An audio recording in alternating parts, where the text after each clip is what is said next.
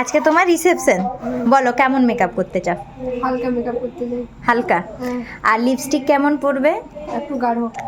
Dark lipstick তো? হ্যাঁ। আচ্ছা আচ্ছা, চলো ঠিক আছে। এটা ছিল আমার রিয়েল ক্লায়েন্টের ওপরে একটা কাজ। প্রথমেই তোমরা ক্লায়েন্টের রিক্রুটমেন্ট শুনে নিলে, সেটা শুনে নিয়ে এবার আমি ওকে রেডি করব।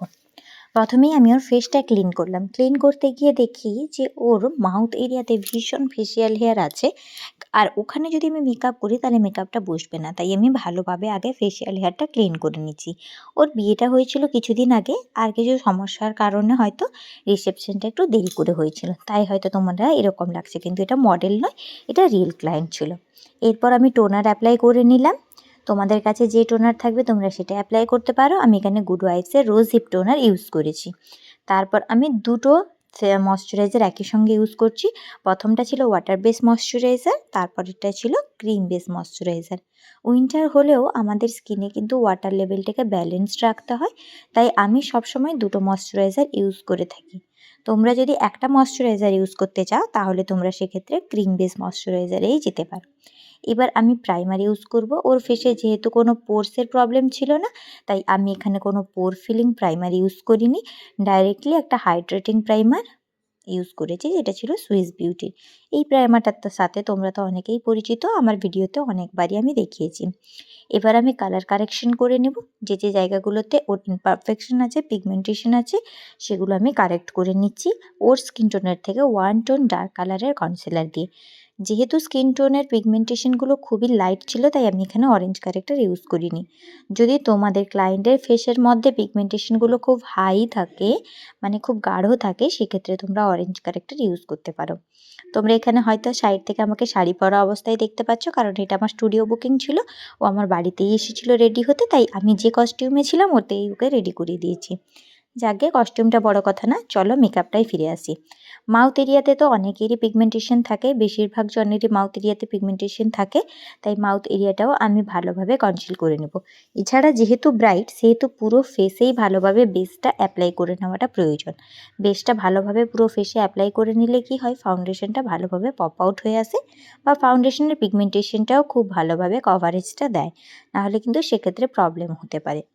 তো যাই হোক, তোমাদের সাথে কথা বলতে বলতে আমার পুরো বেস মেকআপটা করা কমপ্লিট হয়ে গেল, মানে যেটা কালার কারেকশন থাকে। এবার আমি ফাউন্ডেশন ইউজ করে নিচ্ছি। এখানে আমি ওর ফেসে মেভিলিনের যে সুপারস্টে ফাউন্ডেশনটা হয় 30 আওয়ার্সের, ওই ফাউন্ডেশনটা আজকে ইউজ করেছিলাম।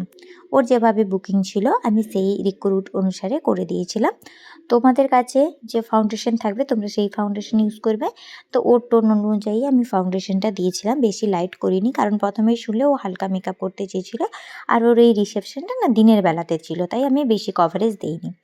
ফেসটাকে ভালোভাবে ব্লেন্ড করে নেওয়ার পরে আমি গলার মধ্যেও ফাউন্ডেশন অ্যাপ্লাই করে নিচ্ছিলাম, কারণ গলাতে কিন্তু কখনো আমাদের ফাউন্ডেশনটা ছাড়া দিলে হয় না, তাতে কি হয় মুখ এবং গলার কালার দুটো আলাদা আলাদা লাগে, তাই আমি গলাটাকেও ভালোভাবে ফাউন্ডেশন অ্যাপ্লাই করে নিলাম।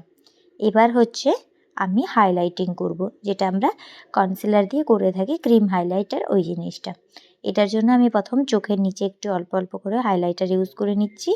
তোমাদের কাছে তোমাদের যে রকম বাজেটের ক্লায়েন্ট আসবে তোমরা সেই রকম বাজেটে ক্লায়েন্টের মানে কনসিলার দিতে পারো। এখানে আমি কোনো ব্র্যান্ড নিয়ে আজকে কথা বলবো না, কারণ দেখো প্রত্যেকটা ব্রাইড তো সমান রেঞ্জের মেকআপ বুকিং করে না, তাই ওদের রেঞ্জ বুঝে আমাদেরকে প্রোডাক্ট দিতে হয়, তাই এখানে আমি প্রোডাক্টের কথা বলবো না। তোমাদের কাছে যে কনসিলার থাকবে ওটা দিয়েই করব।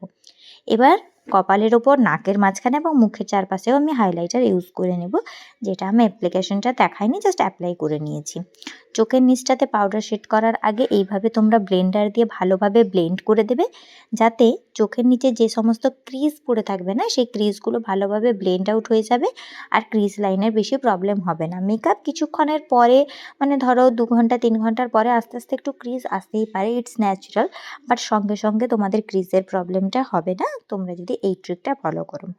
এবার আসছি আইব্রোটাতে দেখো আমি খুব সুন্দরভাবে ওর আইব্রোটা করে দিয়েছি, যেভাবে আইব্রো করতে হয়। আইব্রো তো অনেক করার ভিডিও আমি প্রচুর দিয়েছি, তাই এক্সট্রা করে আইব্রোর ভিডিওটা দেখিয়ে আমি ভিডিওটাকে আর লেন্দি করলাম না। আই মেকআপের জন্য বেসটাকে প্রিপেয়ার করে নিচ্ছি, আর আইব্রোটায়ের সঙ্গে সঙ্গে কারেকশন করে নিচ্ছি।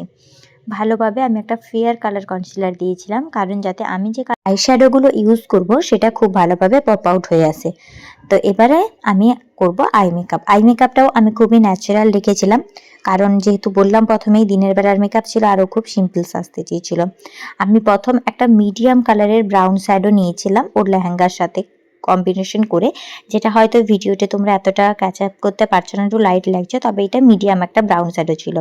ব্রাউন শ্যাডোটাকে ফ্লাফি ব্রাশের মাধ্যমে নিয়ে আমি প্রথমে আইলিডে ভালোভাবে অ্যাপ্লাই করে নিচ্ছিলাম।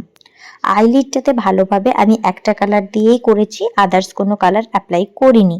তারপর বড় একটা ব্লেন্ডিং ব্রাশ বা ফ্লাফি ব্রাশ যা কিছু বলতে পারো, ওইটা নিয়ে লাইট কালারের একটা ব্রাউন শেডও নিয়েছিলাম এবং আপার ক্রিজ লাইন বরাবর ভালোভাবে আমি ব্লেন্ড আউট করে দিয়েছিলাম, যাতে একটা স্মোকি এফেক্ট দেয় এবং আইটাকে একটু অ্যাট্রাকটিভ লাগে।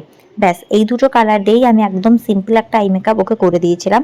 আর সত্যি কথা বলতে কি, আই মেকআপটাও লুকটার সাথেও যাচ্ছিল আর ওরও খুব পছন্দ হয়েছিল। তবে হ্যাঁ, যেহেতু ও লেহেঙ্গা ক্যারি করেছিল তাই একটু শিমার ইউজ করেছি। গোল্ডেন কালারের শিমারটা আমি হাতের মাধ্যমে নিয়ে এরকমভাবে আইলিডেই শুধু দিয়েছি, পুরো আই মেকআপটাতে নয়। ও কিন্তু কাজল বা লাইনার কিছুই পরতে চাইছিল না, কারণ ও বারে বারে বলছিল ওর নাকি ভীষণ চোখ থেকে জল পড়ে, এমনকি লাইনার পরলেও ওর চোখ কাঁপে কাঁপে জল পড়তে থাকে। তো আমি বললাম ঠিক আছে, কাজল তো দেবো না, তবে একটু লাইনার না পরলে তো কেমন লাগবে, তাই লাইনার একটু পরাবো। তাই চোখের নিচে আমি আইশ্যাডোটাকে ভালোভাবে একটু ব্লেন্ডিং করে নিয়েছিলাম ডার্ক কালার দিয়ে। তারপর আমি খুব পাতলা পাতলা ওকে লাইনার পরিয়ে দিয়েছিলাম কমফোর্ট রেখে, যাতে ও চোখটাকে নিয়ে খুব বেশি প্রবলেমে না পড়ে। তোমরা যখন রিয়েল ক্লায়েন্ট করবে অবশ্যই ক্লায়েন্টের রিক্রুটমেন্টগুলো শুনে নেবে, কারণ যদি মেকআপ করার পরে ওরা আনহিজি বোধ করে বা ওদের যদি আনকমফোর্টেবল লাগে, সেক্ষেত্রে কিন্তু খুবই প্রবলেম। তাই কমফোর্ট জন্যেই মেকআপটা করবে। এবার হালকা নোজ কন্ট্রোল করে নেব। ফেসটা অলরেডি পাতলা ছিল, তাই আমি আর বেশি কন্ট্রোল করে আর বেশি শার্পনেস দেখাইনি। এবার অ্যাপ্লাই করে নেব ব্লাশ। ব্লাশটা তো আমার খুবই ফেভারিট জিনিস, আমার তো ভরে ভরে ব্লাশ লাগাতে খুবই পছন্দ লাগে। তবে যেহেতু ব্রাইড দিনের বেলার জন্য রিসেপশনের মেকআপ করছিল, অতিরিক্ত ব্লাশটা কিন্তু চোখে লাগতে পারে। আর ওর শ্বশুর বাড়িটা না একটু গ্রামের দিকে ছিল, যেখানকার মধ্যে মেকআপটা এত চল নেই, তাই সেইভাবে যেভাবে চলে ওইভাবে একদম সফট সাবটেল মেকআপ তোমরা বলতে পারো। মানে রিসেপশন মেকআপ, তবে হয়ে গেছে পুরো পার্টি মেকআপের মতো, এতটাই সফট সাবটেল। তবে ব্রাইড যেটা চাইছে সেরকম ভাবেই তো করে দিতে হবে। এবার পুরো মেকআপটাকে আমি ফিক্স করে নিচ্ছি ফিক্সার দিয়ে। তোমরা তোমাদের রেঞ্জের মতো ফিক্সার লাগিয়ে নেবে। এবার ভালোভাবে ফিক্সারটাকে আমি ফেসের মধ্যে শুকিয়ে নেব। এবার করে নিচ্ছি লিপস্টিক ড্র।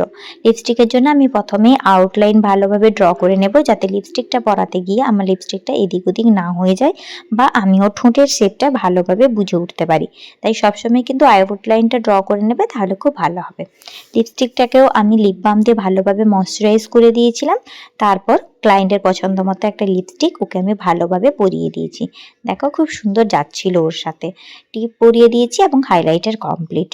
তো এই হয়ে গেল ওর পুরো মেকআপ। তোমাদের কেমন লাগলো মেকআপটা অবশ্যই জানিও। এরপর আমি হেয়ারস্টাইল করে দিয়েছিলাম ওকে, যেটা আর ভিডিওতে দেখানো হয়নি, কারণ অনেক লেন্দি হয়ে যাবে। তোমরা যদি এই হেয়ারস্টাইলের ভিডিওটা দেখতে চাও অবশ্যই আমাকে কমেন্ট বক্সে জানিও, আমি পরবর্তী সময় তোমাদের সাথে শেয়ার করে দেব।